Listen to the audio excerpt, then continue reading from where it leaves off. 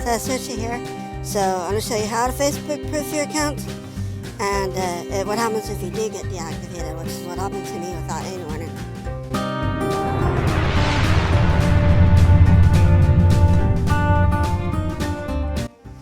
So what happened to me is I wanted to come out here to the back stand, Drumnatini Beach there in Ireland, so I'll tell you what happened to me.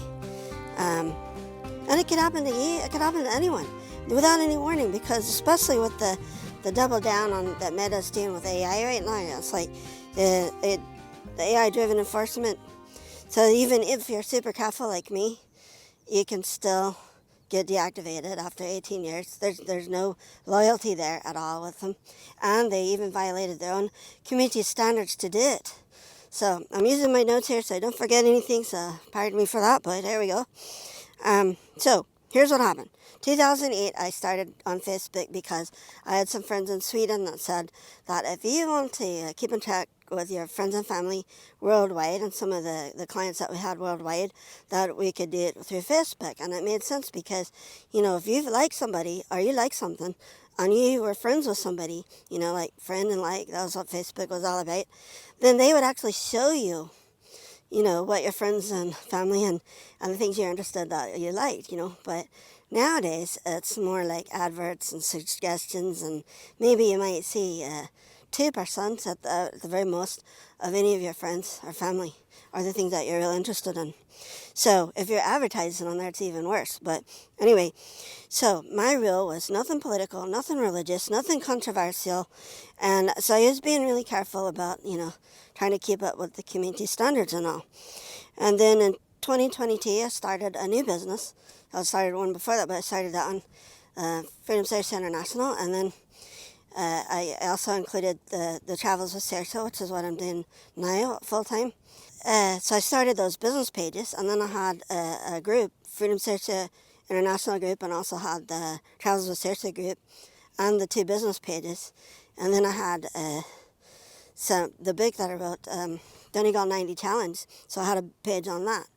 And then about a fortnight ago or so, I get this notice that they say, all my accounts are closed. And I said, prove that you're a human. So it's like, so you have to get your mobile phone and you turn your head this way and that way and all that.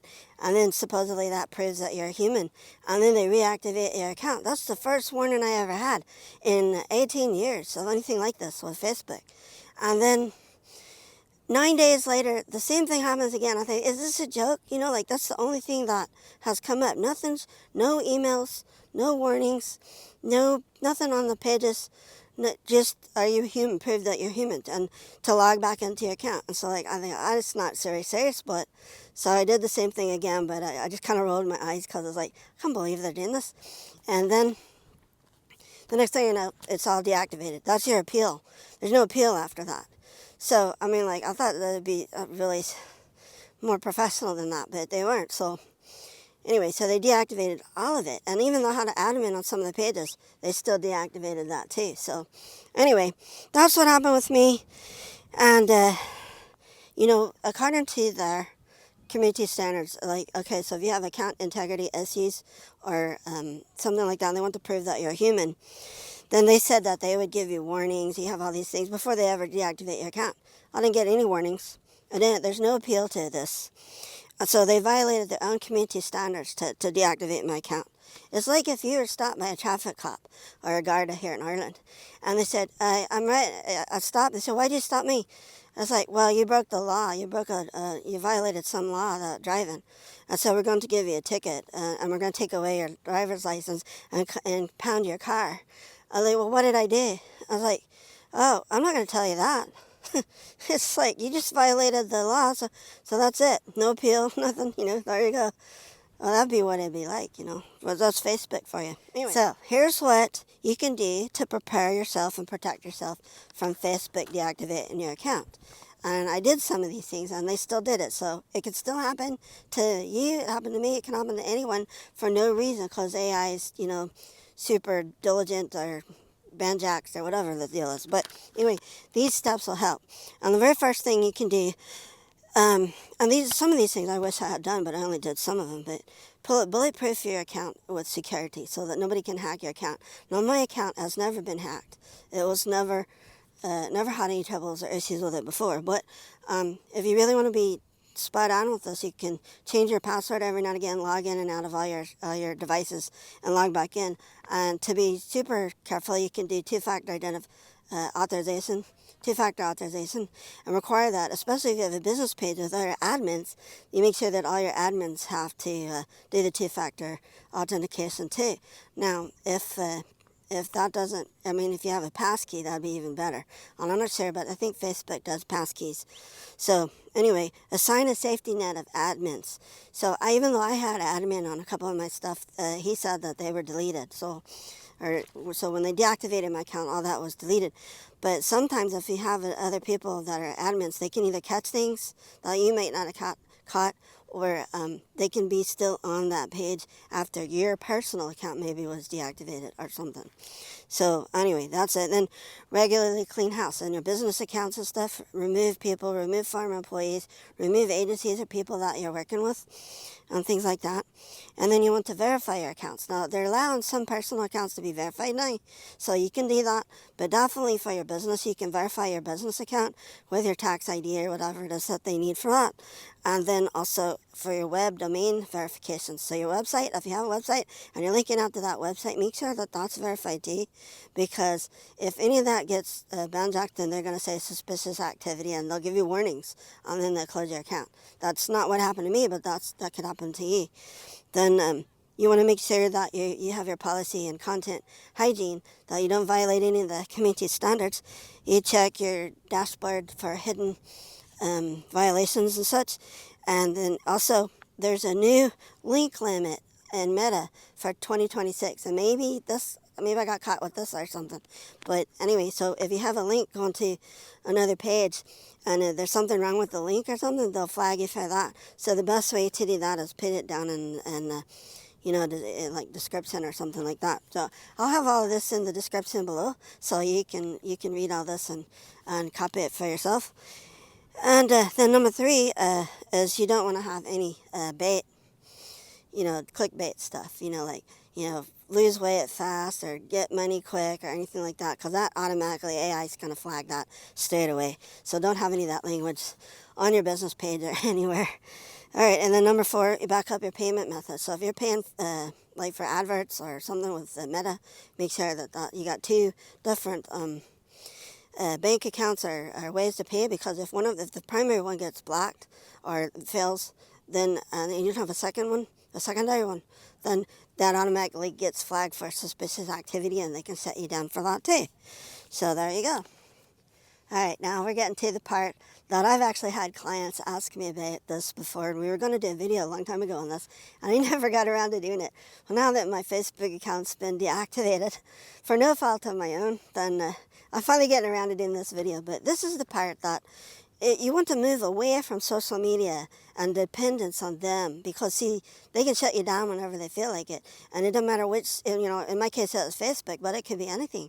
So if you're dependent on some social media like Instagram or Meta or Facebook or whatever it is, and they decide that they don't like you for some reason, or the AI goes berserk or something, then they shut you down, and there's nothing you can do about it. So what you want to do is you actually want to move away from all that, because if you keep doing that posting, because I was wasting a lot of time every day posting stuff. So on my personal stuff, I was posting stuff on the book. I was posting stuff on the book page, on the business pages. I'm posting stuff all the time. It's like a hamster in the hamster wheel, and you're just going round and round and round, and you want to get away from that. And the way to do that is if you use social media to point to your website, and you move everybody to your website. And the way you do that is you can have things that you offer, and then like your videos and stuff, you can put your videos and your blogs and all that on your website, and you move everybody over that way, so that if you lose your Facebook account, it's no big deal, because everybody that's important already knows about you on your website. So that's the idea. And so this is what you want to do. So you want to own your own digital real estate and move from dependence on Facebook, on social media, and the hamster wheel, and to independence and freedom. And that's what we want, freedom from Facebook, freedom from social media rat race, and have your own website. So you want to own your own audience. And the way you do that is you make email a priority, because this is the single most important step for independence. So you want to get people on your email list and moving over to your website. Because if you have them on your email list, then you have a direct audience, a direct link. Because right now, like I was posting stuff on Facebook, and maybe 2% at the very most of people would see it. And sometimes it might take weeks before it even comes up, but most of the time, they wouldn't even see it. And I was like, what's going on with you? Like, they might have messaged me, and I was like, well, I've been posting stuff, but, well, Facebook done show it to me, or whatever. So, but if you have an email and you email them directly, and people would still read emails, and especially if they're interested in what you have to say and offer, then they're going to read your email. And everybody on your email list gets the email. Now, whether they read it or not, it's up to them. But, if you post it on Facebook, what's the chance of somebody seeing it? I had almost 3,000 friends on Facebook, and I had tons of followers on the business stuff, and like 2% of people at the most ever see it. You ever see a post? It's like, well, that's not very good business, is it? Especially for adverts and stuff. So anyway, so to get people in the email is you have a lead magnet where you offer something of high value for free in exchange for their email address. And then if they're, they can unsubscribe if they want. It doesn't matter, but at least you get them on your email list. And then you keep giving them high value stuff. And then you might mention, oh, by the way, I've got a book, or by the way, I've got a buy me a coffee account, which is Travels with Saoirse right now. So, but anyway, so those are the important things. You have direct access, and you have a lead magnet to get people on your email list. And the next thing is you want to be findable. So you don't want to have all this hamster wheel kind of information that's just all, that they find it just because they're interested in it. But no, this is something that's search-based. You want search-based, so invest in SEO and search-based discoveries. So search marketing, intent marketing, that's what you're looking for. So because people will find you because they're looking for you, not because it happens to come up in the scroll. And so blogging, articles, things that answer needs that people have, and Google business profile, LinkedIn profile, your presence on YouTube, and then all of that moves people over to your website. And so that's what you want to do. And if they're searching on the internet, they're going to find you. They're going to find you that way, and not have to go through Facebook or something. So focus on findable. Number 3, focus on findable stuff and not performance-based stuff. So evergreen stuff like YouTube and Vimeo, you post all your videos on your website, and then have your articles and your blogs and stuff there. That's always there. It's always there. See, it doesn't go away. Whereas if you post something on Facebook, it'll go away. I try to find something from last year on Facebook, you won't be able to find it. Even if oh man, what was that thing? So anyway, all right, number 4, leverage strategic partnerships. So this collaboration with people in like businesses that you can work with and stuff, and build a network that doesn't depend on algorithms like social media, and then have guests come on with your videos and stuff. So I've done some of that. So that but I haven't done as much as I should. So that'll be something else to do. And then number 5, transition your budget away from any adverts for Facebook and such as that, and go with more intent-based ads on Google Ads or newsletters. People still read newsletters. So newsletters, you could do, one of your emails can be a newsletter or link to a newsletter article on your website. So there you go. Now that's how to not even be, to be dependent on social media at all. That's how to move away from that and be independent on your own website and such. Now here's a wee checklist. And I failed on all of these because, I kept thinking it wouldn't happen to me. But then it did. AI came along and then they stabbed me in the back. So I don't want that to happen to you. So here we go. Question number 1 on your checklist. Do I have a website that I own? So it's not a Facebook page. It's not a LinkedIn profile. It's not any. Do I have a website that I own? Yeah, it costs money. And that's one of the reasons I didn't do it very much. Is because I didn't want to spend the money. I had a free Facebook page. So I had it for 18 years. What's going to go wrong? Well, that's what happened till last month. So anyway, so number 1, have a website. Spend the extra money, do your website thing. And then number 2, do I have an email list that has at least 25% of my customer base on it? So again, I didn't have that either. So I got to build that up. So hopefully you're here with YouTube and you can help me with that. and it'll help you with your business. So, and then number 3, if Facebook deleted my account today or last month, like they did in my case, do I have another way to contact my 10 best customers? And yes, I do have that one. So I do have that, but I use WhatsApp, and I have my website, and I have other ways of contacting people, LinkedIn, and of course YouTube. So those are the best things, and that's it. Let's Facebook proof our lives, social media proof our lives. Get our independence back and be free. Just use it strategically as a means of moving people over to your digital real estate that you own on your website. So good luck with that, and we'll see what happens.